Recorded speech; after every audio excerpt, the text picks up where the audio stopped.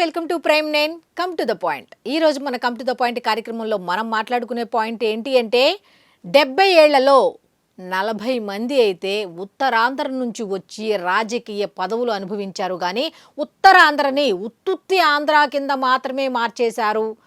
ఓట్లు వేయించుకున్నారు, నోట్లు దండుకున్నారు, వాళ్ళ పని వాళ్ళు చేసుకుంటూ వెళ్ళిపోయారు. కానీ ఉత్పత్తి ఆంధ్ర కింద మార్చాలి అనుకున్న ఆలోచన ఉన్న ఒక్క నాయకుడైనా ఇప్పటి వరకు ఉన్నాడా అంటే ఎస్, ఇప్పటి వరకు అయితే ఒక్కరు కూడా లేరు. ఇప్పుడు మాత్రమే వచ్చారు ఒక వ్యక్తి. ఆయనే ఎవరు అంటే డిప్యూటీ సీఎం పవన్ కళ్యాణ్ గారు. ఉత్తరాంధ్ర అంటే ఉత్తుత్తి ఆంధ్ర కాదు, ఉత్పత్తి ఆంధ్ర అన్న స్లోగన్ని తీసుకొచ్చారు డిప్యూటీ సీఎం పవన్ కళ్యాణ్ గారు.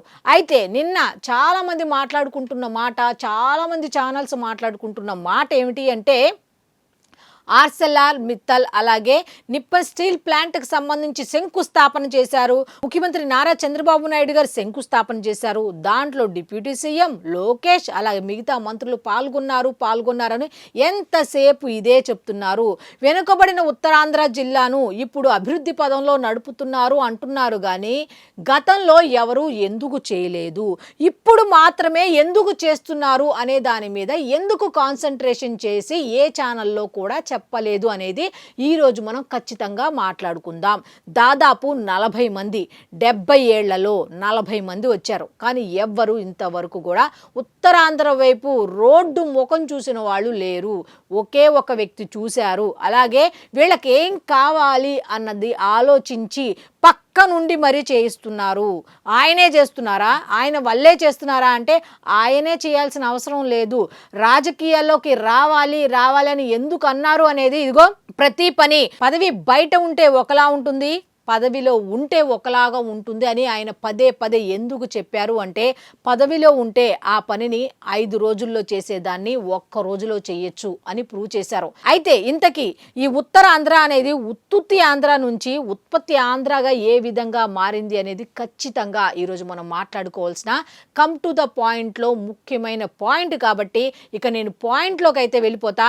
ఈ వీడియోపై మీ అభిప్రాయాన్ని అయితే తప్పకుండా కామెంట్ రూపంలో తెలియచేయండి. ఎందుకంటే మీరు ఇచ్చే కామెంట్ వల్ల నేను తీసుకున్న పాయింట్ అనేది రైట్ ఆర్ రాంగ్ అనేది నాకు తెలుస్తుంది. కాబట్టి మీ అభిప్రాయాన్ని కామెంట్ రూపంలో తెలియచేయండి. అట్లాగే సబ్స్క్రైబ్ చేసుకోండి.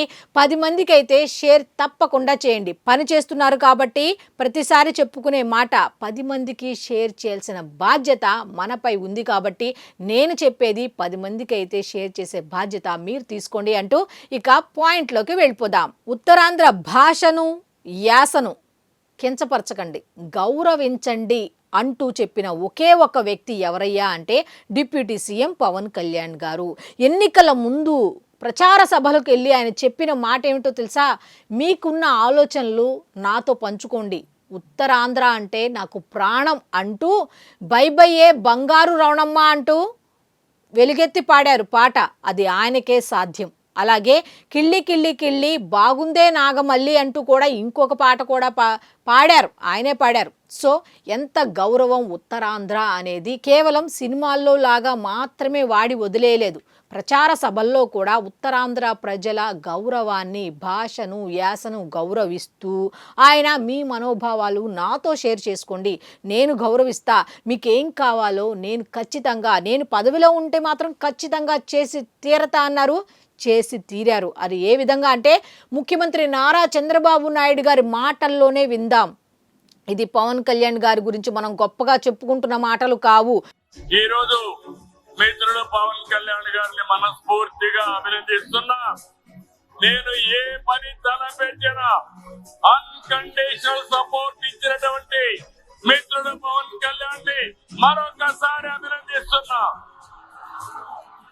ముఖ్యమంత్రి అయినటువంటి నారా చంద్రబాబు నాయుడు గారు నిన్న ఒక మాట అన్నారు. ఈ సభంతా ఒక ఎత్తు అయితే ఆయన మాట్లాడిన ఈ మాటలు నిజంగా ఆణిముత్యాల అంటే ఎస్ అని చెప్పుకోవచ్చు. ఎందుకంటే నేను చేసే ప్రతి డెవలప్మెంట్ పనికి కూడా బాగా ఆలోచించి అడ్డు చెప్పకుండా నాకు సహకరిస్తున్న ఒకే ఒక వ్యక్తి నా మిత్రుడు డిప్యూటీ సీఎం పవన్ కళ్యాణ్ అంటూ ఆయన అభినందించడం మాత్రం నిజంగా ఆ మొత్తం మొత్తం సభకే ఒక వన్నె తెచ్చిన ఓట్గా మనం అనుకోవచ్చు. ఎందుకు అంటే అభివృద్ధికి సంబంధించి ఏ పని చేసినా సరే ఇది వద్దు అది వద్దు అనేది కాదు, ఇలా చేస్తే బాగుంటుంది అలా చేస్తే బాగుంటుంది అని.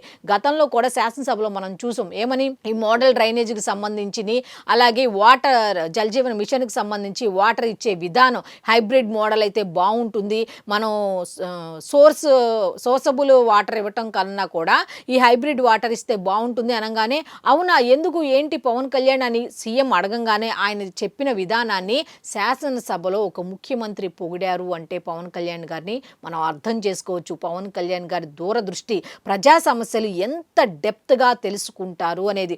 ఉత్తరాంధ్రకు నేనేదో చేస్తానంటే ఏం చేస్తాడులే, పిఠాపురానికి ఎమ్మెల్యే అయిపోయాడు కదా, ఉత్తరాంధ్రకి ఇంకేం చేస్తాడు అనుకున్నారు కదా, పిఠాపురాన్ని మోడల్ హబ్గా చేస్తున్నారు అనుకుంటున్నారు కదా. కేవలం పిఠాపురం ఎమ్మెల్యే మాత్రమే కాదు ఆయన, ఉత్తరాంధ్ర కూడా ఏ విధంగా సహాయ సహకారాలు అందిస్తున్నారు అని చెప్పుకోవటానికి జస్ట్ ఈ స్టీల్ ప్లాంట్ మాత్రమే కాదు, గతంలో చేసినవన్నీ కూడా మనం మాట్లాడుకోవాల్సిన అవసరం ఉంది. కాబట్టి దాని గురించి ఖచ్చితంగా మనం మాట్లాడుకుందాం. ఉత్తరాంధ్రకు సంబంధించి ఇండస్ట్రియల్ అవసరాలకు సంబంధించి ట్రైనింగ్స్ ప్రోగ్రామ్స్, యువతకి ట్రైనింగ్ ప్రోగ్రామ్స్ అయితే ఏర్పాటు చేశారు. స్కిల్ డెవలప్మెంట్ అవ్వటానికి ట్రైనింగ్ ప్రోగ్రామ్స్ ఏర్పాటు చేశారు. ఇది నేను చెప్పే మాట కాదు, అక్కడికి వెళ్తే అక్కడ ట్రైనింగ్ తీసుకుంటున్న యువత చెప్పే మాటలు ఇవి. మత్స్యకారులకు 100 రోజుల ప్రణాళిక అనేది సిద్ధం చేశారు. ఏ విధంగా? చెన్నై దాని పరిసర ప్రాంతాల్లోకి వెళ్ళి అక్కడ టెక్నాలజీ పరంగా మత్స్యకారులు ఇబ్బంది పడకుండా అక్కడ టెక్నాలజీని ఉపయోగించుకొని చేపలు పట్టడం ఎలాగా, అక్కడున్న పరిసరాలతో మమేకం అవ్వటం ఎలాగా అనే దాని మీద ఈ మత్స్యకారులకి ట్రైనింగ్ కూడా ఇప్పించారు. మరి ఇది వినూత్న కార్యక్రమం కాదా? మత్స్యకారులు ఏదో చేపలు పట్టుకుంటారులే, ఏదో బతుకుతారులే అనేది కాకుండా వాళ్ళకి మళ్ళీ ట్రైనింగ్ ప్రోగ్రామ్స్ పక్క సముద్రాలు ఉన్నటువంటి రాష్ట్రాలకు పంపించి అక్కడ ట్రైనింగ్ ప్రోగ్రామ్స్ ఇప్పించారు. ఇప్పుడు వాళ్ళు అదే టెక్నాలజీని యూజ్ చేస్తూ చేపలు పట్టుకుంటున్నారు. ఇది మన సొంతంగా చెప్తున్న మాట కాదు, అక్కడికి వెళ్తే ఆ మత్స్యకారులు చెప్తున్న మాట. మత్స్యకారులు చేపలు పట్టడానికి వెళ్ళినప్పుడు ఇబ్బంది పడుతున్న సందర్భంగా వాళ్ళు ధర్నా నిర్వహిస్తే అక్కడ ప్రొటెక్షన్ వాల్ నిర్మిస్తాం అన్నట్టుగా దానికి కేంద్ర ప్రభుత్వ సహాయ సహకారాలతో 323 కోట్లు కేటాయించడం అనేది అంత ఈజీ మాట?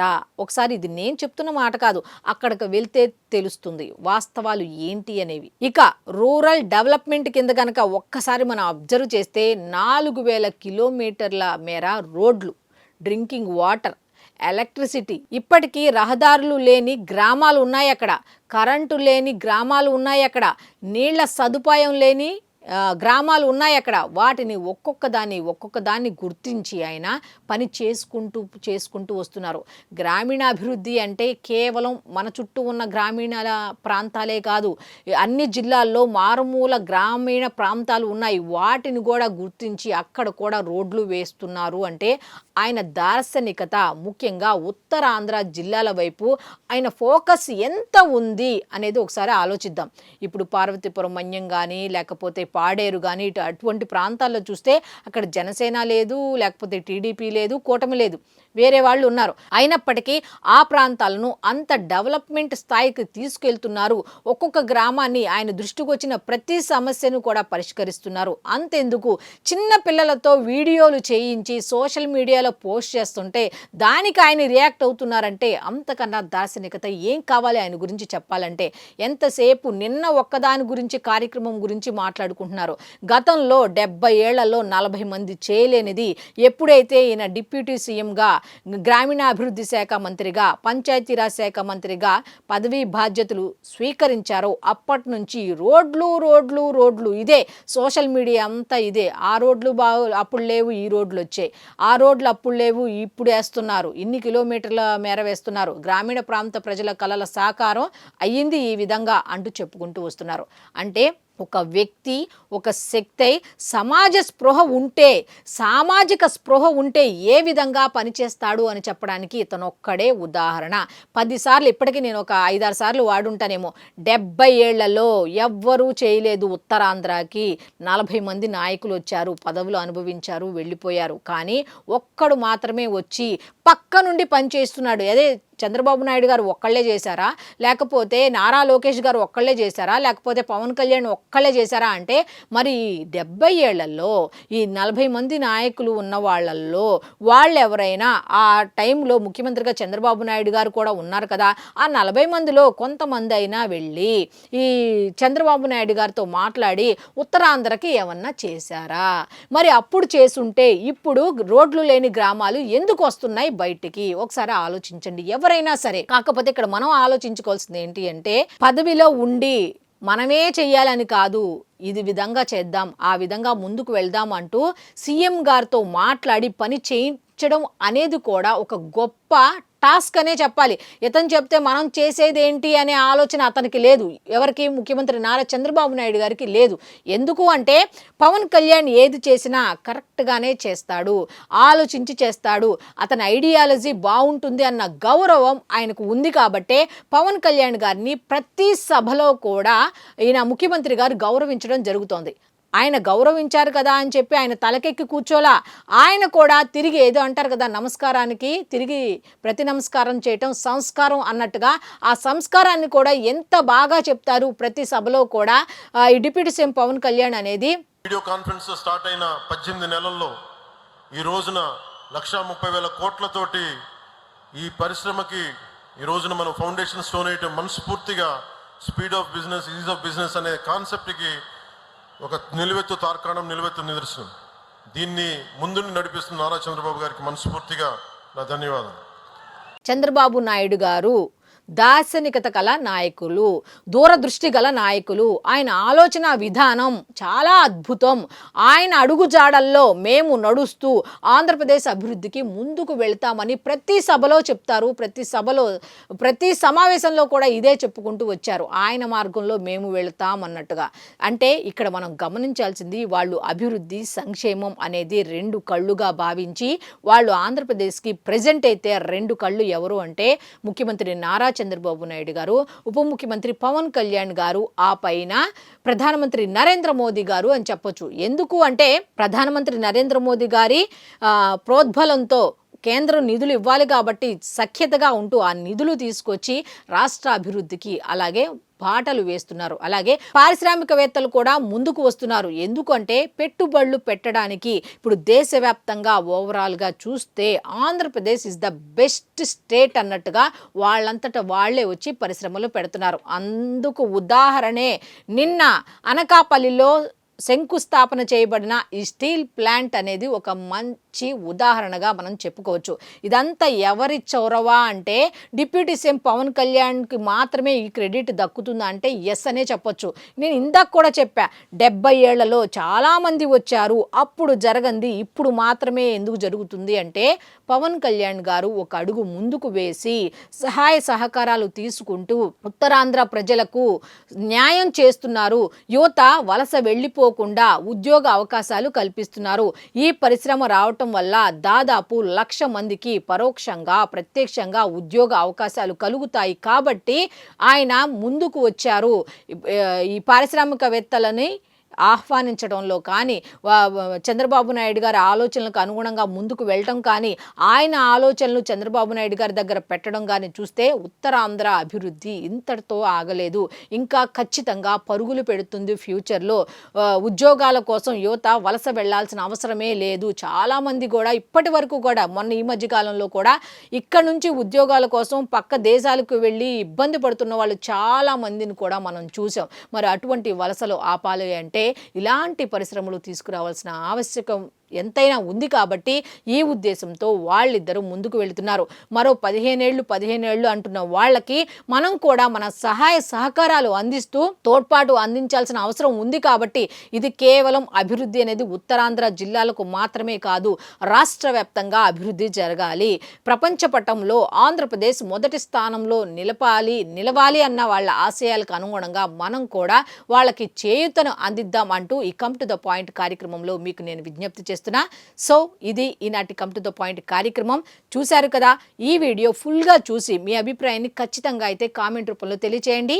సో మళ్ళీ రేపటి కమ్ టు ద పాయింట్ కార్యక్రమంలో కలుసుకుందాం. అంతవరకు సెలవు, నమస్కారం.